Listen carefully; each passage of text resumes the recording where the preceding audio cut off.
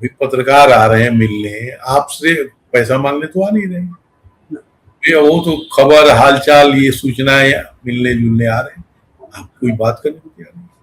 एक दो दिन बाद तो ऐसा हुआ कि मैं घूम के आ गया, कोई नमस्ते लेने को तैयार नहीं। हाँ, नमस्ते लेने को तैयार नहीं, सही कह रहे हैं।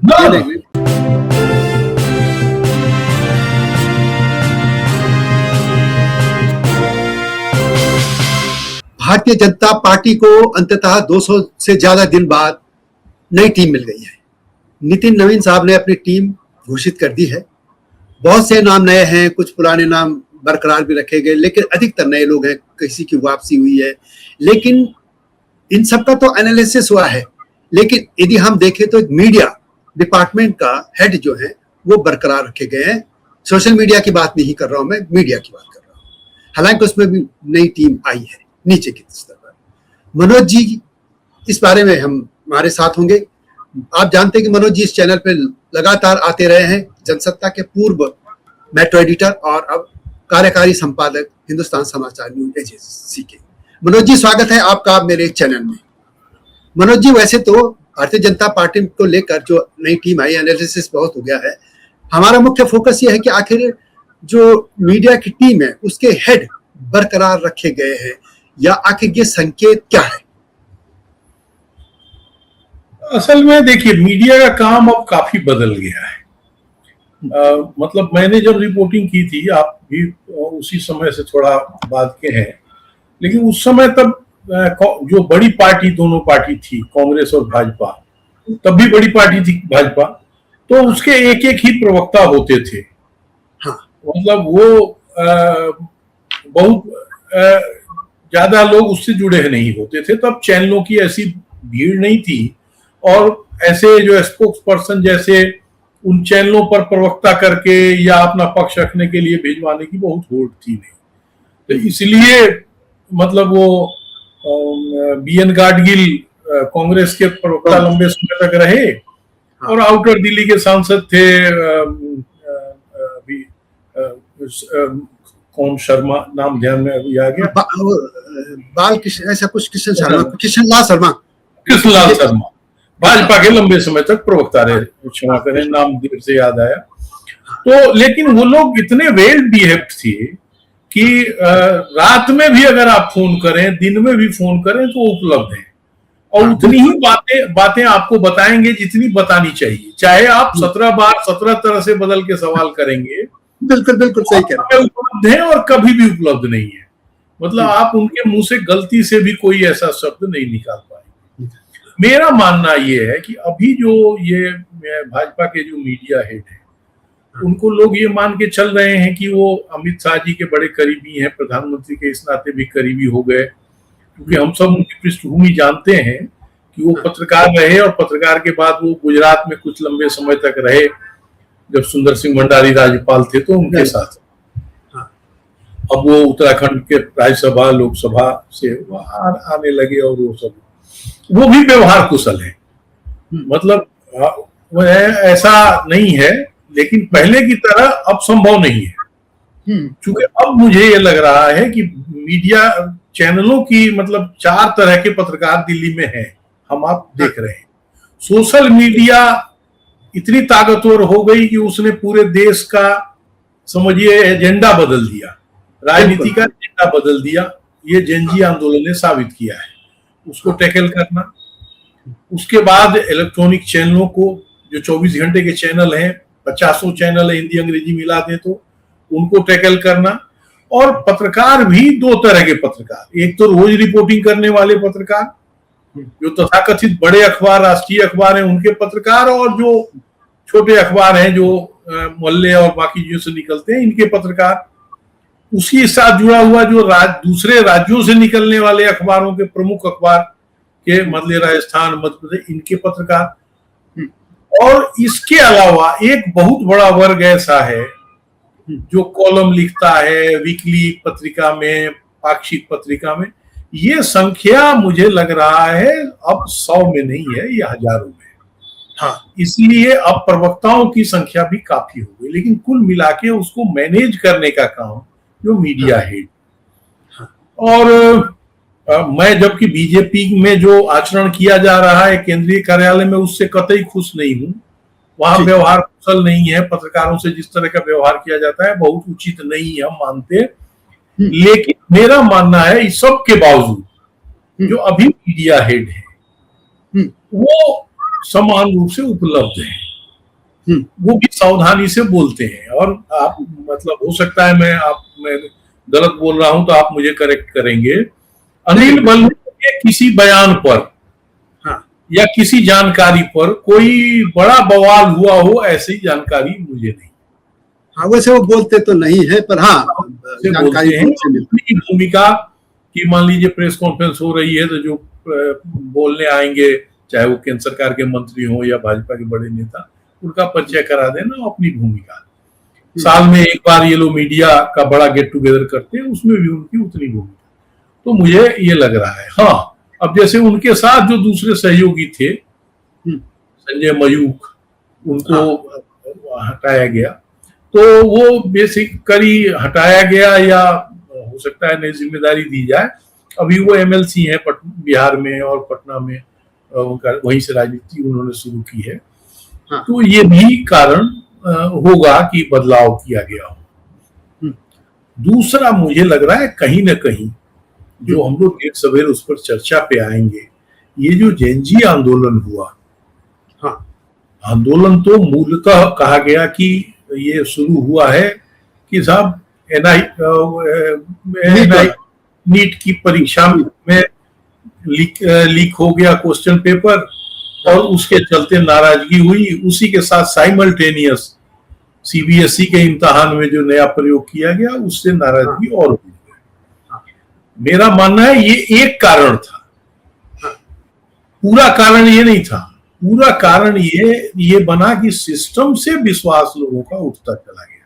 और उसका बड़ा कारण ये है कि डील करने वाले लोग जो है सरकार की ओर से, चाहे वो मंत्री हों, चाहे उनके प्रवक्ता हों, चाहे वो उनके क्या कहेंगे आईटी सेल के लोग हों या अलग अलग, उनका अप्रोच घट गया, या उनकी मठाधीशी बदल गई। आपके कार्यक्रम से पहले कांग्रेस के नेता से मेरी लंबी बात हो रही थी। उनका ये कहना है कि जो स्थिति में कांग्रेस 40-50 साल के शासन के बाद पहुंची थी, भाजपा के लोग 5 साल में ही पहुंच गए। हाँ, ये तो सही कह रहा हूं। जो हैंगओवर है वो इतनी जल्दी हावी हो गया भाजपा के नेताओं पर, किसी से बात न करना, किसी को महत्व न देना, किसी से व्यवहार नहीं करना। अब मैं ये सवाल कर रहा हूं कि भाई जेनजी आंदोलन शुरू हुआ, ठीक है, आप मंत्री बाद में गए मिलना जुलना, भाई लोग मैनेज करने वाले तो दिखने चाहिए थे। बिल्कुल। चाहे वो चैनलों पर दिख रहे हैं, अखबारों में दिख रहे हैं, आप लेख लिखवाते, मुद्दा, वो सब कुछ नहीं कि आपने राम भरोसे छोड़ दिया कि साहब वो तो बड़े पावरफुल नेता हैं, देश में तीसरी बार सरकार उनकी बन गई नरेंद्र मोदी जी की अगुवाई में, अमित शाह जी आधुनिक चाणक्य कहलाते हैं, वो सारा मैनेज कर लेंगे, इसलिए हम तमाशकीन बने और कलफ लगा कुर्ता पहने लंबी गाड़ी में यात्रा करें। तो मनोज जी, इसमें मैं एक चीज मैं भी जोड़ना चाहता हूँ। अब आप देखिए कि ये तो चलो मीडिया है, इनका जो सोशल मीडिया में थे, अब तो उनके हेड बदल दिए गए, तो वहां पे देखिए कि हर जगह या हर कोई कहता है कि कांग्रेस इनसे बहुत आगे थी और अब भी है सोशल मीडिया में, और प्रधानमंत्री को खुद आना पड़ा इंस्टाग्राम पे। आखिर जरूरत क्यों पड़ी प्रधानमंत्री को खुद आने की? इसका मतलब भारतीय जनता पार्टी का जो ये सोशल मीडिया वाला जो भी वो था हैंडल, उस पर ठीक से काम नहीं हो रहा था। क्यों आप मानते हैं? इतना ही नहीं, अरे लखेड़ा जी, जो अभी लोकसभा चुनाव बीता जिसमें बीजेपी की सीटें घटी है, और संयोग से चूंकि कांग्रेस उस ढंग से मजबूत नहीं हो पाई, नहीं तो कुछ भी अस्वाभाविक हो जाता जो भाजपा के लिए, तो उनकी सीटें घटी और सरकार बनी, अपने मेजोरिटी से नहीं बनी है, एनडीए के नाम पर बनी है। उस चुनाव में भी सोशल मीडिया पर जो इनका सेल था वो गायब था। हाँ, बिल्कुल। आपकी जानकारी में होगा कि कई हमारे साथी पत्रकार जो इस विचारधारा के घनघोर विरोधी थे, इस मौके का फायदा उठाकर उन्होंने सोशल मीडिया पर भाजपा के पक्ष में कैंपेन शुरू कर दिया। और उसका परिणाम ये हुआ कि जब सरकार बनी है तो उनको पुरस्कार दिया गया, एक आदमी तो अच्छे पद पर पहुंचा दिए गए कि उन्होंने 17 जन्म में न कल्पना की होगी। बिल्कुल बिल्कुल बिल्कुल। ऐसे कई लोगों को जो इस विचारधारा के, भाजपा संघ के विचारधारा के घनघोर विरोधी थे, उनको केवल ये इनाम दिया गया कि उन्होंने चुनाव के समय, जब सोशल मीडिया पर हम भारी माने बुरी तरह से पिछड़ रहे थे, तो उन्होंने सपोर्ट करके और उसको बराबरी पे ला दिया या जो भी किया। तो इसलिए ये मुझे लग रहा है कि सोशल मीडिया जो आईटी सेल है, ये प्रधानमंत्री या अमित शाह या भाजपा की लीडरशिप के निशाने पर चुनाव से ही था 2024 के, और ये जेनजी आंदोलन के ने और उसमें कबाड़ कर दिया, तो इसलिए इन्होंने उसको पूरा की पूरा बदल दिया। मनोज जी, जब इनको बता देते हैं लोगों को कि कौन कौन हम जो बात कर रहे हैं कि भारतीय जनता पार्टी में क्या है कि राष्ट्रीय मीडिया संयोजक अनिल बलूनी बरकरार रहे हैं और उनके साथ जो संजय मयूख थे उनकी विदाई हो गई। इसके अलावा मीडिया सह संयोजक है आशीष उषा अग्रवाल, दूसरे हैं प्रदीप भंडारी और तीसरे हैं सिद्धार्थ यादव, और इनका जो सोशल मीडिया संयोजक है वो दीपक महास्के बना दिए गए हैं। इनके साथ हैं सह संयोजक प्रीति गांधी, शिवानंद द्विवेदी, आलोक भट्ट और अरुण यादव। तो ये सिर्फ मैंने जानकारी के दिया है, यानी नई टीम आई है, लेकिन मैं सिर्फ मीडिया के हेड की बात कर रहा था। तो क्या लगता है आपको? चलिए, वैसे दो बातें होती है, यदि मीडिया का हेड वही है, टीम कोई मिल जाए तो कार्य प्रणाली वही रहती है, लेकिन हो सकता है कई बार जो नई टीम आती है वो उन पर दबाव डाले कि इस तरीके काम होना चाहिए। आपको क्या लगता है कि दोनों जगह, पहले मीडिया पे बताइए, मीडिया बाद में दूसरा सोशल मीडिया, कि क्या आपको लगता है कि मीडिया के साथ इनके नए तरीके के रिलेशन हो सकते हैं जो जरूरी है? क्योंकि एक सेतु होता है मीडिया, जैसे पीआईबी है, सरकार और मीडिया के बीच में सेतु, और जो अफसर जितना अच्छा व्यवहार कुशल होगा उसकी मिनिस्ट्री की ज्यादा खबरें छपने की चांस होते हैं। उसी तरह की भारतीय जनता पार्टी का मीडिया सेल, भाजपा या सरकार भी कह सकते हैं, सरकार की योजनाएं भी इनके माध्यम से आ सकती है, और मीडिया के बीच एक सेतु है जो लोगों तक बात पहुंचाएगी। क्या लगता है आपको? कुछ बदलाव होगा आपको लगता है, या वैसे ही रहेगा पहले जैसे? बहुत बदलाव की उम्मीद इसलिए भी मुझे नहीं है कि हरीश जी, आप भी पीआईबी से एक्रेडिटेड है, मैं भी एक्रेडिटेड हूँ लंबे समय से जी। हालत ये हो गई है कि पीआईबी में जो छोटी छोटी फैसिलिटी आप देते थे पत्रकारों को, वो भी आपने विड्रॉ कर ली, और नाम का एक फैसिलिटी बचा है सीजीएचएसएस कार्ड, बस बस बस। और उसमें भी इतनी दुर्गति है कि जैसे मान लिया वो कैशलेस एकदम 100% कर दे, उसकी कोई व्यवस्था नहीं है। भैया कार्ड आप रखें, किसी अस्पताल में जाएं और इलाज कराएं, वो आप करने को तैयार नहीं है। रेलवे का बंद कर दिया आपने, बाकी छोटी छोटी चीजें जो आप सहूलियत देते थे बंद कर दिया। एक तो पहला ये। दूसरा ये कि मैं भी सेंट्रल प्रेस एक्रेडिटेशन कमेटी का मैं लंबे समय तक मेंबर रहा, और मैं जो अफसरों का एटीट्यूड है वो आज भी नहीं बदला है, तब भी नहीं बदला था। उनका एक ही जोर होता है कि मैक्सिमम लोगों का एक्रेडिटेशन रोकना। जो हम लोग सलाहकार, हम लोग जो समिति के मेंबर बनते थे, मतलब मैं तो इंडिविजुअली अपनी बात कह रहा हूं, हम लोगों की कोशिश है कि जो भी नॉन पत्रकार है उसका एक्रेडिटेशन हो जाए आसानी से। हाँ, जो अखबार है अभी आपने भी झेला है, हमने भी झेला है। आपने कहा कि आप ऑनलाइन भरिए, हमने भर दिया, फिर आपने कहा नहीं ऑफलाइन हमें कागज दिखाइए। हाँ बिल्कुल, क्यों? दूसरा, आप जानते हैं, पता नहीं कब किसने बदला, क्या बदला, ये था कि जो आदमी एक समय तक जिसका लगातार एक्रेडिटेशन होगा और उसकी उम्र इतनी हो जाएगी तो उसके बाद उसको हर बार अप्लाई नहीं करना होगा। हाँ, 65 साल के बाद ऐसा था शायद, उसको रिकमेंडेशन हो जाएगा 65 साल के। अब उस किसने बदला या क्या हुआ? तीसरा कैटेगरी ये थी कि जो देश के रिनाउंड पत्रकार थे उनको बिना एप्लीकेशन के उनको एक्रेडिटेशन दिया जाता था। बीजी वर्गीय, कुलदीप नैयर और जो बुजुर्ग हो गए थे, बिल्कुल 65 साल के ऊपर के दिया जाता था। हाँ, पैसा नहीं, उससे भी जो सीनियर एंड डिस्टिंग्विश्ड में एक और कैटेगरी बना दी गई थी कि उनको सम्मान के तौर पर दिया जाता था। और ये 65 साल वाला तो सबके लिए था कि जो 65 के हो जाएंगे और उनका एक टेन्योर होगा। तो मैं सुविधा बढ़ाने के बजाय घटा रहे हैं। नंबर एक, यही जो नाम नहीं लेना चाहिए लेकिन मैं नाम ले रहा हूँ, स्मृति ईरानी जो INB मिनिस्टर थी, हाँ, इनको महासचिव बनाया गया। बड़ी मीडिया पर धूम मची है कि उनको फिर से मेन लाइन में लाया गया। मेरे सामने पार्लियामेंट में मैंने तो नहीं सवाल किया, हमारे साथ कई पत्रकार साथी थे, उन्होंने बताया जी केरल में पत्रकारों को इतना पेंशन, फलना जगह इतना पेंशन, इतना पेंशन, आप क्यों नहीं बोले? वो तो आप वहीं जाके पत्रकारिता करिए, ये कहा इन्होंने, है ना? ये जवाब है, तो आप करिए नहीं। दूसरी, जो सोशल मीडिया पर आपने अभी कहा कि प्रधानमंत्री खुद उनको आना पड़ा, क्यों आना पड़ा? क्योंकि सोशल मीडिया का दायरा इतना बढ़ गया है। अब हरीश लखेड़ा या मनोज मिश्रा या जो भी उनके बड़े लोग जो उनके पक्ष में करते हैं, ऐसे लोगों की संख्या आपने बढ़ाई नहीं, सूचना तो दे, हाँ। उनको बकफ तो करें। अब पार्लियामेंट में तो देखिए पास ही नहीं बनाते अब नए लोगों का, जबकि पहले कितना होता था, ये तो कहा मुझे लंबे समय तक मैं पार्लियामेंट कवर किया और मुझे वहां एक सपनों से परिचय हो गया था। तो जो वहां अधिकारी थे वो उन्होंने मुझे कहा कि आप किसी अखबार का अगर ले आइएगा तभी आपका होगा। बिल्कुल बिल्कुल, 22 साल मैंने कवर किया, मैंने 22 साल कवर की, सेंट्रल हॉल का भी मेरे पास था, लोकसभा राज्यसभा। अब वो वही जो आप कह रहे हैं वही कहते हैं कि आप अखबार से लाइए, अखबार से ले आई, नहीं तो नहीं मिले। तो मैंने कहा जी ये तो मैं झूठा काम नहीं करूंगा। मैं जनसत्ता से 20 में रिटायर किया, 20 में उन्होंने मेरा एक्रेडिशन कराया जनसत्ता के नाम से ही, 21 से मैंने छोड़ दिया। मैं गया कहने, उन्होंने मुझे ये बताया, मैंने कहा छोड़ो, हमें रोज रोज क्या करना।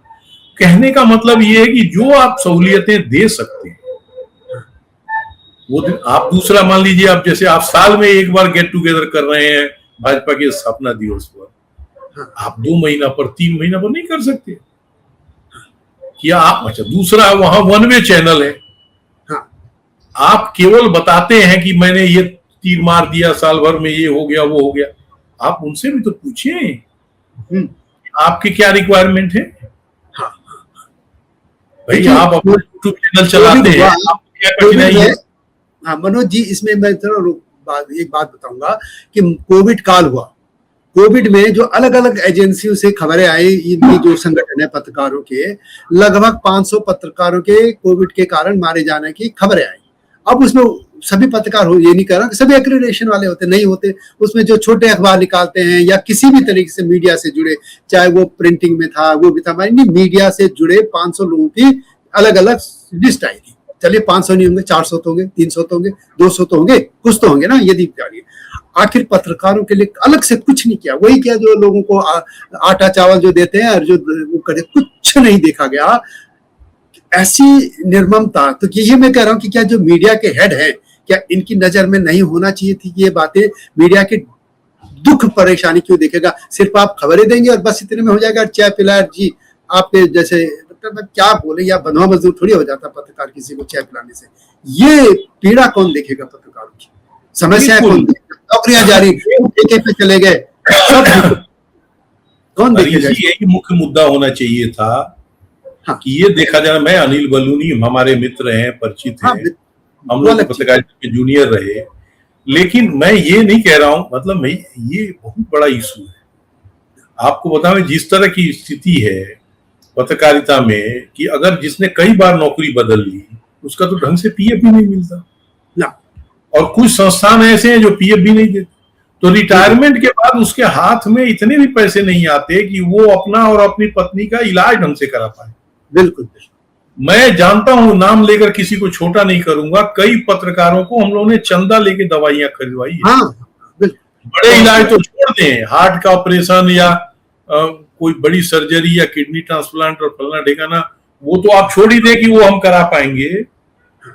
छोटे छोटे इलाज के लिए भी 10,000, 20,000, 25,000 के खर्चे के लिए, हमारे एक साथी थे वो मर गए इलाज के बिना, उनको इलाज नहीं किया गया।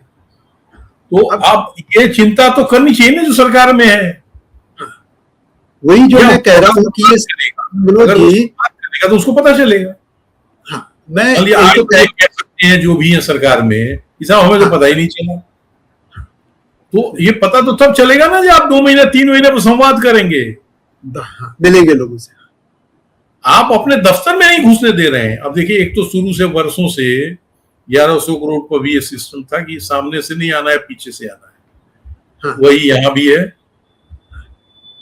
ये आगे बंद कर दिया था बाद में, आप पीछे से कर दिया था। हाँ, दीनदयाल उपाध्याय मार्ग पर भी है, कि आप सामने से नहीं पीछे से आइए।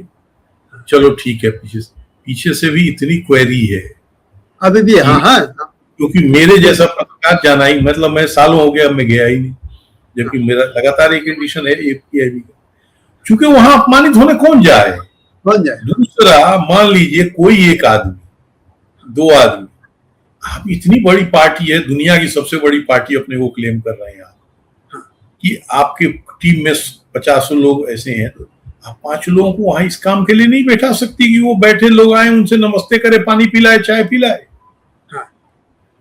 पत्रकार आ रहे हैं मिलने, आपसे पैसा मांगने तो आ नहीं रहे, वो तो खबर हालचाल ये सूचनाएं मिलने जुलने आ रहे हैं, आप कोई बात करने को तैयार नहीं। 1-2 दिन बाद तो ऐसा हुआ कि मैं घूम के आ गया, कोई नमस्ते लेने को तैयार नहीं। हाँ, नमस्ते लेने को तैयार नहीं, सही कह रहे हैं, लेने को। अच्छा, दूसरा, इन लोगों ने अपनी दुर्गति कराई है, मतलब मैं मान रहा हूं और आगे होगा। देखिए, एक मेरा मानना यह है कि पत्रकारिता पॉजिटिव निगेटिव नहीं होती। पत्रकारिता पत्रकारिता है, खबर खबर होती है, खबर वो किसी के निगेटिव हो जाए पॉजिटिव हो जाए। तो इसलिए अगर सरकार कोई अच्छा काम कर रही है तो वो मनोज मिश्रा लिखें, हरीश लखेड़ा लिखें कि ये काम बहुत अच्छा हुआ, मनरेगा का नाम बदला गया, बड़ा अच्छा हुआ, फलना अन्न योजना थी वो बड़ा बढ़िया हो गया, या स्वच्छता अभियान। आप प्रधानमंत्री लेख लिखें, हर मंत्री लेख लिखे, ये तो गजब ट्रेंड है ना। क्या मतलब आपके लिए कोई लिखने को तैयार नहीं है। हाँ, बिल्कुल, दूसरा लिखे तो बात है। हाँ, मैंने आप अपने भाषण में तो कह ही रहे हैं, तो आपके लिए कोई और कहना चाहिए ना कि आप बहुत बढ़िया पत्रकार हैं। आप अपने कहें जी मैं तो बड़ा तुरंखा पत्रकार हूं, मैंने तो आप नेता हैं, तो ये दूसरा कोई कहे ना। और जब इंक्लूडिंग प्रधानमंत्री, मंत्री छोड़ दें, लेख लिख रहे हैं अखबार में, क्यों लिख रहे हैं भाई? ये सब मीडिया डिपार्टमेंट की जिम्मेदारी थी ना कि लोगों को बताएं, जानकारी दे। मेरा एक और मानना है कि आखिर ऐसा एक टेंडेंसी ऐसे क्यों है कि जो आपके बीट में है, यदि मैं कल बीजेपी देखता रहा हूं तो आइए आइए बैठिए खबरें ले लेकिन जैसे ही बीट बदलती या नौकरी से रिटायर हो गया, छोड़ दी, जो भी है दूसरे काम, उसके बाद कोई पूछने को तैयार नहीं कि कौन है। जबकि इनको बुजुर्ग लोगों को बुला के भी उनको बताना चाहिए था कि ये होता है, वो आर्टिकल लिखा। तो सोशल मीडिया है, सोशल मीडिया में यदि आप एक पोस्ट लिखते हैं तो हजारों लोग पढ़ेंगे, अरे मनोज जी ने क्या लिखा, अच्छा। लेकिन क्यों लिखेंगे मनोज जी जब वहां पे कोई आपकी नमस्ते लेने को तैयार नहीं, नमस्ते करना छोड़िए, नमस्ते लेने को तैयार नहीं है, तो मनोज जी क्यों लिखेंगे? मतलब मनोज जी एक मेरा संकेत है। संकेत है, सही कह रहे हैं, है ना। अच्छा, ये बताइए कि जैसे PIB वाला सेतु है, तो चलो सरकार तो सरकार करे, हम तो अभी पार्टी की बात कर रहे हैं। पार्टी अब जो नए अध्यक्ष आए हैं, मुझे नहीं पता कि उनका क्या स्वभाव है, लेकिन जो मीडिया के हेड हैं, होता क्या यदि जैसे आप ही मानिए, यदि आप किसी अखबार में ब्यूरो चीफ या एडिटर हैं या जो भी चीफ रिपोर्टर है, तो टीम बदल जाए लेकिन काम कराने का ढर्रा तो वही रहेगा ना। तो अभी भी मैं पहले वही कहा कि क्या अभी भी मीडिया के हेड रहने से कुछ ढर्रा बदलेगा या वही रहेगा कि आप आइए खबर लिखते तो आपको सलाम है, नहीं तो बस आप जाइए, कोई आप पूछने वाला नहीं। पीछे गेट से अभी भी एक बार मैं और एक मित्र गए थे, हमारे पास PIB एक्रेडिटेशन है, वहां पे लंबी क्यों जाना, किसको जाना, क्या जाना। उसके बाद जब एक प्रेस कॉन्फ्रेंस होनी, हमने कहा चला यहाँ जाते, तो गार्ड बाहर रोकने लगे, कार्ड दिखाओ कार्ड। मैंने कहा इसलिए दिखा, पूछा होगा कि हम बार बार नहीं आते। तब जब उसको बताया गया, तब उसने बिना कार्ड देखे नहीं जाने दिया भीतर। बताओ, ये हालत है। यदि कोई उस परिसर में घुस गया है तो भाई उसे जाने में क्या दिक्कत है? या चलिए जो भी है, क्या लगता है आपको, कुछ सुधार की उम्मीद है? बहुत सुधार। मुझे एक बार, आखिरी बार जब मैं गया था, उसके बाद जाना छोड़ दिया।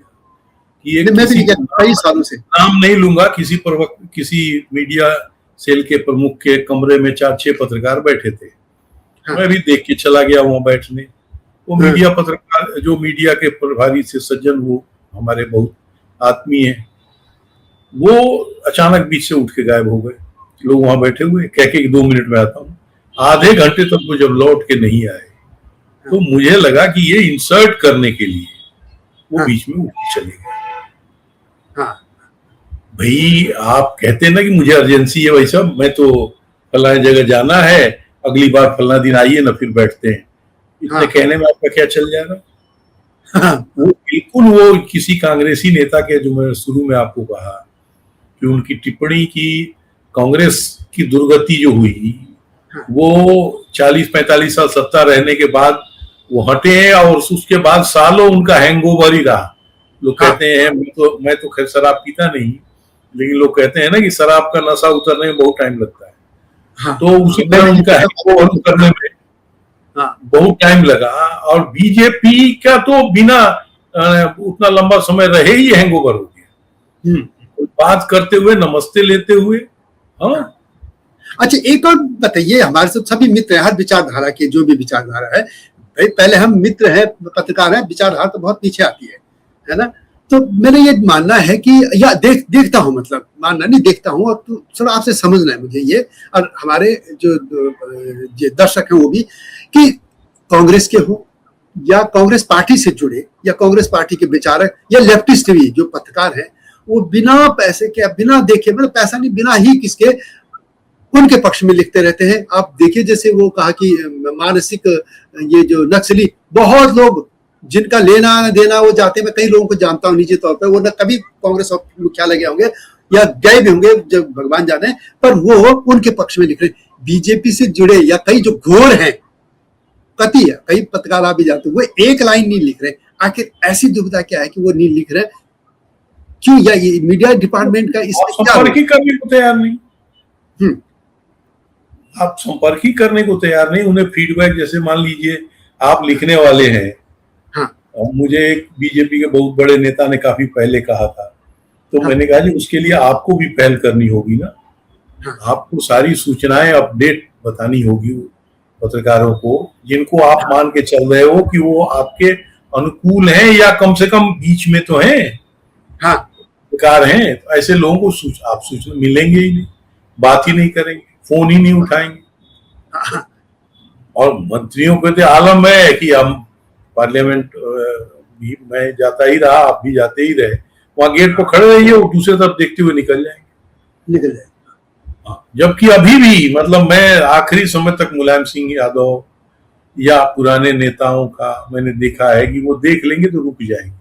हाँ बिल्कुल, रुक जाएंगे, बात करेंगे, बिल्कुल आपसे बात करेंगे, उसके बाद वो जाएंगे और ये बोलेंगे परिवार में सब ठीक है ना, मैंने कोई लेना देना उनका ना हो, फिर भी वो ये जताने की कोशिश करेंगे कि हम आपके आदमी हैं। अच्छा, उतना 2 मिनट बोल देने से उनका क्या चल जाएगा? नहीं बोलेंगे। अच्छा, एक और, क्या आपको कांग्रेस का भी कुछ जानकारी है? क्योंकि मैं भी लंबे समय से कांग्रेस में गया, वो मैंने बहुत पहले कांग्रेस जरूर कवर की थी। इधर कांग्रेस के मीडिया डिपार्टमेंट का क्या हाल है? क्या इसी तरह है या इनसे ठीक है? नहीं, इनसे थोड़ा सा बेटर है, बहुत अच्छा तो वहां भी नहीं है। वहां भी बदल गया ना? वहां भी जो अजय माकन पहले देखते थे वो भी वैसे ही थे। अब वो जो पवन खेड़ा आ गया, अरे वो जयराम रमेश तो खैर हाई फाई है, बहुत मिलना होने उम्मीद ही नहीं था। पवन खेड़ा तो शीला दीक्षित को जो तीसरे कार्यकाल में जिन लोगों ने बर्बाद किया, मतलब उनको डुबाया, उसमें एक नाम इनका मान ले सकते। अच्छा, इनका भी है। हम तो ब्यूरो चले गए थे बहुत। शीला दीक्षित ऐसी नेता, क्योंकि वो बीमार है ये कह के, उनका जो स्वाभाविक मिलने जुलने का जो था, उनकी आदत जो थी, उस पर अंकुश लगवाया गया तीसरे कार्यकाल में। तो उसके बाद वो आम आदमी से हार गई। क्योंकि अब मिलने जुलने जो उनका कहते हैं, जो उनकी असली पहचान थी, वही खो गई।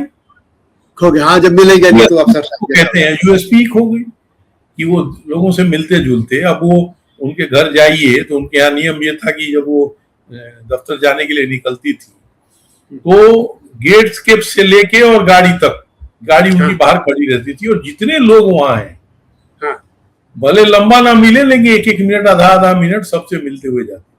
बाद में सब रिस्ट्रिक्शन कर दिया गया। तो इसलिए बहुत ज्यादा उम्मीद तो नहीं है, मेरा बहुत जाना नहीं हुआ है।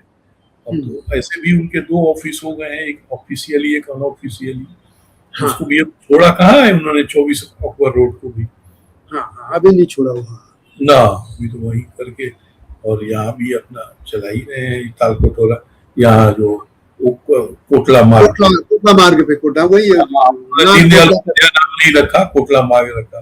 उसका गेट उधर, हालांकि वो दीनदयाल उपाध्याय मार्ग पे ही है, लेकिन उन्हें बैक साइड की तरफ से नाम दिया। बैक साइड पर ही जाने में उधर से तो दिक्कत ही है, इधर गेट रहता तो जी, जब इसका शिलान्यास हो रहा था मैंने वो कवर की थी, मैं गया था।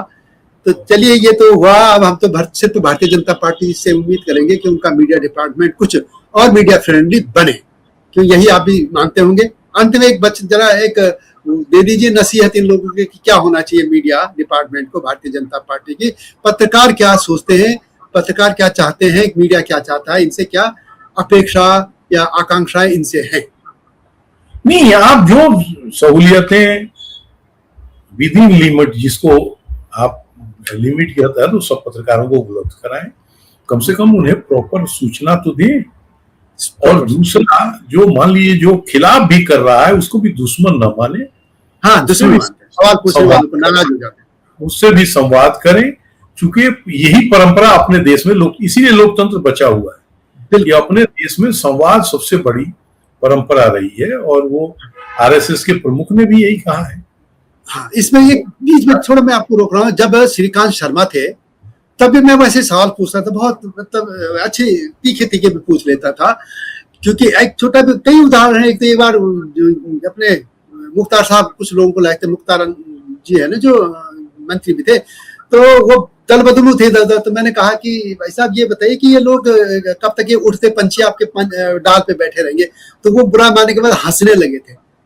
लेकिन जब चेंज बदला, श्रीकांत शर्मा हेड नहीं रहे, बलूनी जी आ गए, उसके बाद जब भी हम सवाल तीखे पूछने लगे तो नाराज हो गए। चलिए, तो आप सीरीज कीजिएगा तो वो मैं बताऊंगा। हाँ, बहुत सारे नेता ऐसे इसीलिए बड़े नेता बने कि वो छोटी आलोचनाओं पर ध्यान नहीं देते थे, बिल्कुल। और संवादहीनता कभी नहीं करते थे। मुझे याद है कि कई ऐसे नेता आपको मिल जाएंगे जिनकी सबसे बड़ी प्राथमिकता पत्रकार होते थे। एक की लाइन में मैं कह के कि एक बड़े नेता ने मुझे कहा कि हम कितना भी कोशिश कर लें 200-300 लोगों से ज्यादा लोगों से मिल नहीं पाएंगे, और उसमें से भी आधे से ज्यादा लोगों को हम उसके हिसाब से बातें नहीं कर पाएंगे, लेकिन एक छोटा भी न्यूज़पेपर कई हजार लोगों तक हमारी बात पहुंचा देगा। हाँ, इसलिए भाई अखबार से आप विवाद करके, मीडिया से विवाद करके, या जो भी सोशल मीडिया से आप अपना ही नुकसान कर रहे हैं, उसका क्या नुकसान करेंगे। हो सकता है 10-5% लोग हों जो केवल चाटुकारिता के लिए कर रहे हों, जो अभी भी, जिस पे हम लोगों ने पहले भी कार्यक्रम किया हो, लेकिन बाकी मीडिया तो वो चाहती है ना कि हमें सूचना मिले, हम सूचना लोगों तो अपने लोगों तक पहुंचाएं। होड़ क्या लगी, होड़ तो यही लगती है ना कि सबसे पहले मुझे सूचना मिले और मैं वो सूचना लोगों तक पहुंचाऊं।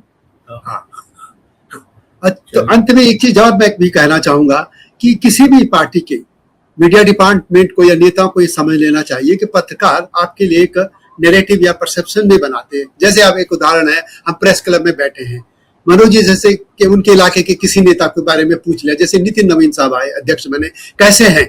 अब मनोज जी पे डिपेंड करता है, 5-10 लोग बैठे हैं कि वो कहते हैं बहुत अच्छे हैं, तो सबके दिमाग में चले जाएगा बहुत अच्छे हैं, या ये नेगेटिव टिप्पणी कर दे तो नेगेटिव धारणा बन जाएगी, उसको तोड़ने मुश्किल होगी। वही यदि उत्तराखंड के लोग हम मुझसे पूछे, या और भी जो दिल्ली में हम रहे हैं, दोनों लोग दिल्ली के नेताओं के बारे में हम एक लाइन जो बोल देंगे, और जाहिर आदमी अपने व्यवहार या अपनी जो उनसे एक संवाद व्यवहार होता है, जो भी उनको सीखते हैं उसी से बोलता है कि कैसा व्यक्ति है, वो बड़ा खेल हो जाता है उसमें। ये नेताओं को समझना चाहिए, पार्टी के प्रवक्ताओं को भी समझना चाहिए, मीडिया के भी। तो अंत में मनोज जी यही कहेंगे हम लोग की भारतीय जनता पार्टी का जो मीडिया सेल है, जिसके कि 9 करोड़ 10 करोड़ या 15 करोड़ कितने कार्यकर्ता है, करोड़ों की सबसे बड़ी ये पार्टी विश्व में कही जाती है, सरकार भी चला रही खूब। ये कि अब वो फिर मैदान में उतरेगी, चुनाव में जीतेगी हारेगी वो अलग बात, लेकिन मीडिया तो रहेगा, वो संवाद का पुल है, जो संदेश वाहक है, उनके साथ ढंग से रहिए, सम्मान दीजिए, सम्मान पाइए। और आज के लिए इतना ही, जल्दी आएंगे नए मुद्दों के साथ। और अब हम एक सीरीज आ रहे हैं कि नेता लोग कैसे थे, उनका आलोचना पर भी वो कैसे मुस्कुराते थे। मनोज जी आप मेरे चैनल में आए, बहुत बहुत धन्यवाद। जल्दी आएंगे नए मुद्दे के साथ, तब तक नमस्कार। धन्यवाद।